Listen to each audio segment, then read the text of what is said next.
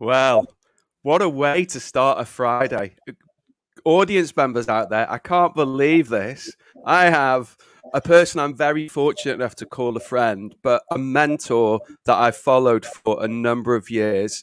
I'll let him introduce himself. Dennis, go away and say hi to everybody out there.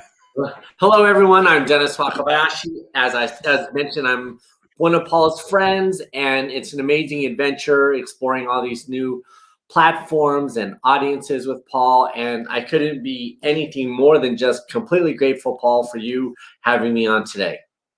Oh, Dennis, it's my pleasure. Now we've started to get to know each other a lot more closer over the past kind of 3 or 4 months, right? But Yes. I think it's fair to say I'd love to share the story in terms of how we got to know each other, right? Because it's talk about universes colliding. So, Yeah. Dennis, Really? Dennis, before we got to know each other, I followed Don't you talk in about CX. the tequila, though. Don't mention the tequila. Not yet. We'll get to that. We'll get to that. So I think we first got to know each other through the CX world, right? So why don't you share your kind of CX knowledge, your background there, and kind of how I got to become aware of you. Let's kind of go with that. Well, I always get flustered by these kind of questions. I'm obviously active in the CX community, customer experience community. I'm lucky enough to have a wide purview of the landscape of great people. I know a lot of the influencers, the public speakers, and also the implementers, and a lot of people at major brands around the world who are transforming their businesses daily. So I think most of all, I'm just active, and I'm appreciative that we have such a fantastic community.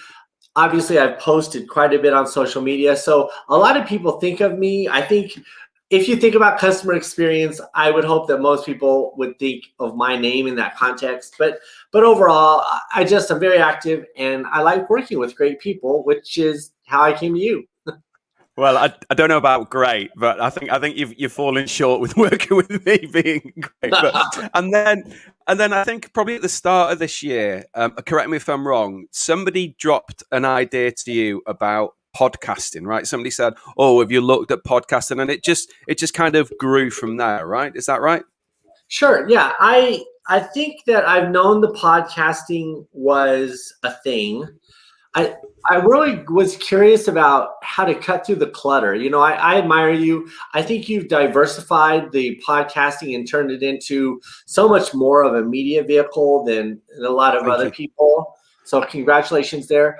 Podcasting, I've heard a lot about it, but then we saw Clubhouse come on the scene. We're still competing for eyeballs with the likes of TikTok, which is taking the world by storm. And then, the niches for these different types of platforms are always curious to me, which brings me back to you, which is, I think, the most fascinating thing about what you've mentioned about podcasts, and I really gravitate towards, is this notion of not just broadcasting one's self, or not just broadcasting to get other people that are famous or to cross-pollinate audiences.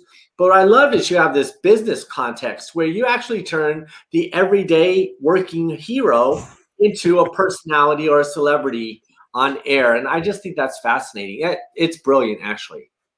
Thank you very much. I would love to share the story of our first ever meeting, right? So let's do that. So Dennis, you're in the US, I'm in the Philippines, and we were aligned diaries. And honestly, I don't think I've ever said this to you, but thank you so much for being so flexible. We met and I remember it well, it was a Thursday at 3 p.m. my time, which must have been something ridiculous, like 1, 2 a.m. your time, right? That was the first time we we virtually met, right? Yes. and you were getting psyched. You were going, right, I'm going to the gym. Yeah. Well, I never that time So yeah, that's the problem with working time zones all over the world.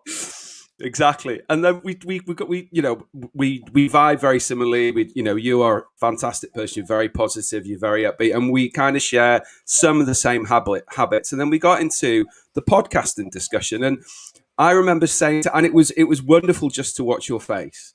I remember telling you, Dennis, podcasting is great, but have you ever thought from a business perspective what it could do if it was leveraged against becoming a key person of influence, or speaking to your niche market, or recruitment, or lead generation, or employee engagement? And I just remember seeing your face going.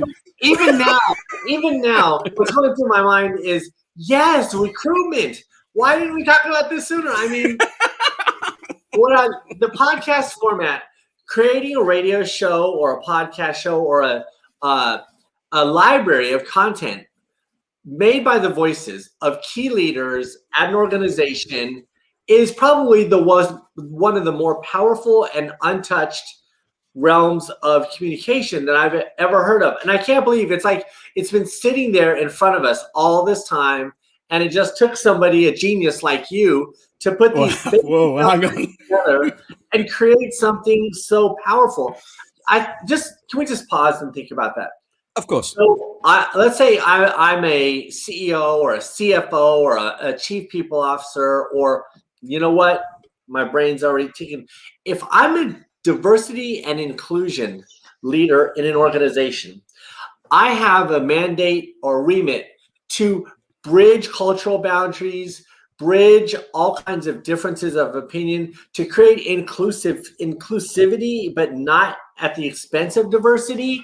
And having a brand or a company podcast where people of different belief systems, cultures, backgrounds can tell their stories and those stories become a recruitment device for the kinds of people that they want to attract to their organization. I haven't heard of anyone doing that at all. It's brilliant. And you just threw it out on this live cast like, oh yeah, this. I mean, I wish I just called your head for like 5 minutes to get some more of these ideas. We probably wouldn't have to work 24 hours a day. There was another thought I had recently was, you know what it's like when you onboard I know. I'm sorry. Like when you onboard a new person into a company, right? And they have to normally go through, review all the guidelines, review all the processes and procedures. And sometimes it's difficult to isolate which procedure fits with my role, which one can I not ignore, but not maybe pay so much attention to. Just imagine how powerful it would be to have that in an audio format, where you could go, right, so actually, I need to know about the recruitment process, but I don't really need to know about the sales process in the company. So I can just spend time listening to the recruitment and what are the processes, procedures, what do I need to fill in, right? So I just think the more you kind of delve down into the podcasting area, and not just podcasting, live stream as we're doing now, it's just such a powerful tool to get your message out there, right? It is. I mean, but to be honest, Paul, video is a fine medium. Radio, any of these mediums, design, a canvas is just a fine medium.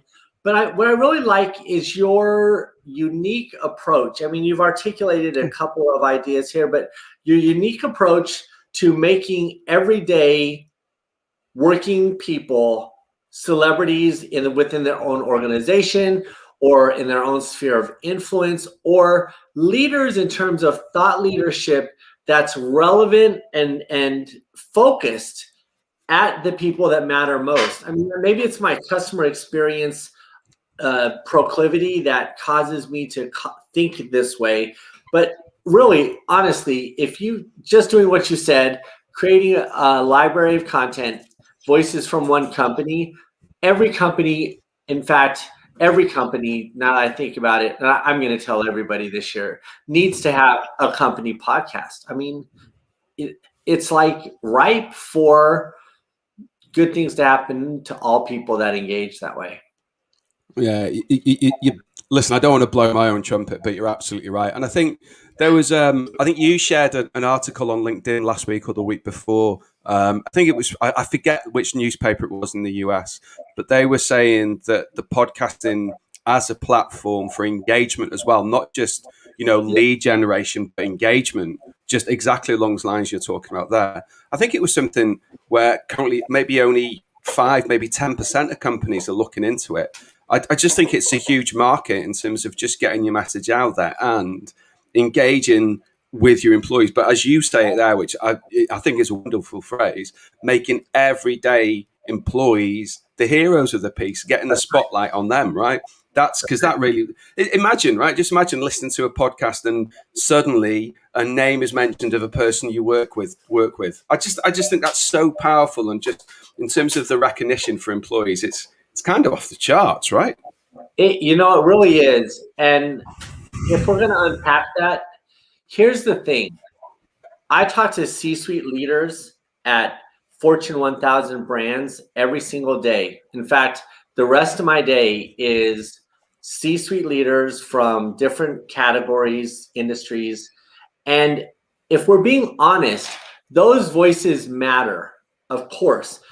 But the people that you learn the most from, who oftentimes devote the most energy and parts of themselves to build the great teams inside organizations, they're people who never get the limelight, they never ask for it, and they're really just the brightest stars in your career. I mean, I can tell you, there's not a person around who doesn't know that one person in that one department in the back of the building somewhere who knows everything about the organization, how to get things done, how things work or do not work. And they're that friendly, bubbly spirit that just is always helping someone else. And that same person, they just do it at their job. And then they go home in the evening and they share that same sort of wonderfulness with their families, with their children. And then they repeat. They don't climb the ladder, but somehow they hold this special place in the hearts of companies. And those people need to be heard, and it's time for their due. I mean, if we had more, not to focus in on anybody in particular, but if we had more people celebrating the executive administration or the frontline workers or the middle management of any of these businesses, the more we celebrate those people, I think the stronger corporations get, the better employee experiences get, and I think ultimately customers feel it at the end of the day too. So yeah, I say we celebrate the person down in cube number 4. No, you're absolutely right, mate. You're absolutely right. And also, as a flip to that, not only can you do a company-focused podcast, but you can do a podcast to drive employee engagement that's focused on maybe the habits or the hobbies they like to do, such as cooking, baking, mental wellness, if I can say it correctly, fitness, anything like that just helps improve the employee engagement. It doesn't necessarily all have to be KPI driven, right? It can just be a simple 10, 15-minute podcast about, listen, I'm going to teach you how to cook spag bol. It's my grand's recipe from years ago. This is what we'll do. Something like that just to help improve engagement, correct? Yes, absolutely. But speaking of, because I saw you liked one of my posts the other day, you suddenly make me think about key metrics, different key metrics. I think I want to put a pull-up bar in my office doorway when we go back to the office, and then to come through, I'm just going to clock how many pull-ups a person can do, and then the next time they come in, I say, well, you got to do one more. And we'll just overload. We get the entire organization strong with their bodies at the same time that their minds are getting strong. Absolutely, right. And also what I love about podcasting is you don't have to be a global organization to start it, right? You can be a one-man shop just speaking to your niche market. Daniel Priestley wrote a great book about the key person of influence, and it's all about speaking to your niche market, right? And just imagine again how powerful it would be to have a podcast speaking to your niche market when potential customers are actually seeing your company as the company they should do business with, right? There's a lot in there, not just for the big global organizations, but for the one-man shops as well, right? It's very true. I was just actually last week, I was in a meeting with Alexander Genov, the head of customer experience over at Zappos, and we were talking about culture, innovation of culture, and how supporting the customer authentically is actually innovative. And I think that when you talk about the work you're describing with podcasts, you can combine podcasts with so many more things than just two people having a conversation about a particular industry. To your point, customer care. Could you imagine? I mean, customer care frontline podcast. Just you could do 10 of those a day at one company, you'd get the richest customer stories. You'd find out the humanity and the empathy and the intrigue that goes on in customer care calls. And I think not only does it do all the business things that you're describing, but again, I'll just bring it back to when we give everyone a voice, and podcasting can do that. And that's what you really opened my mind to, is when everyone can have a voice. It's just not the special executives. Everyone can speak from their heart or share their stories. That's where I think the richest benefit, both in terms of brands, businesses, and human beings. I think that's where that comes together. That's wonderful. I'm just getting, as J-Lo would say, I'm getting goosies right now just hearing you speak with with so much passion and enthusiasm. It's great. Listen, Dennis, we are coming to the end of my 20-minute segment. Oh my goodness! We can carry on. It's okay. We can carry on. I thought we were going to speak at least for about 4 hours. Dude, I'll bore. I think as positive as we are, I think we would bore people after 4 hours. But anyway, as we kind of come as we kind of come to the end part of the live stream, and again, thank you so much for your time. If there was one key message that you wanted anybody listening to this live stream now, and again, it can be CX related, it could be podcast related, it could be whatever. What would your key message be for, let's say, business owners out there for 2021? What's the key takeaway that Dennis's core is in your core, is in your heart right now? Yeah, thank you for asking me that. It's the exact same call to action or spirit or belief that I want everyone to get from working with me, but also I think to share with others. And it's really my personal brand platform. I also apply it to all my strategies in the business world, but it's really a basic formula. Empathy. So empathy for each other, empathy for your common man or woman, empathy for the employee, empathy for the customer, empathy for shareholders, stakeholders. Empathy leads to collaboration. So if you care and you listen to other people, they naturally want to collaborate. And when you add empathy and collaboration together, that's where growth comes from. That could be a growth in self-awareness. It could be growth in the stock price. It could be growth in revenue. So my message is always the same. Be empathetic, collaborate with people, and good things will happen. I have testament to that, because we would not be doing what we're doing now if we weren't collaborating, right? And yeah. I think that there, you live and breathe exactly what you said there. Dennis, it's been an absolute pleasure having you on. You're just one of those people that is just wonderful in everything that you do. I'm very privileged to be able to call you a friend and a mentor. I'm very excited about the journey we're going to go on. You've got 30 seconds. Shameless self-plug. Where can people reach out to you? What's the best platform if anybody wants to speak to you and your team? If anybody wants to speak to me, DennisWakabayshi.com is where to go. Or you can find me on LinkedIn. I'm one of those people, I try to respond to all the messages. I think every voice, as I mentioned on this podcast, is important. So it doesn't matter if you're trying to sell me something, give me advice, get advice, look for a job. If you instant message me on LinkedIn, I'm more than happy to help anyone along the next steps of their journey. Wonderful. Dennis, thank you so much for your time. I know it's ridiculous in the morning. It's ridiculously early in the morning. I don't think you've slept yet, right, since Friday. So you're a machine, buddy. You're a machine. Sleep now. Listen, Dennis, thank you so much. Viewers out there, thank you so much for your support. Thanks, we really everyone. Appreciate it. If you do want to find out more about how live streaming and podcasting can help you and your business, please get in touch, drop us a line. We'll be more than happy to speak to you. Have a wonderful Friday. Have a great weekend. And take care, everybody. Thank you so much for listening.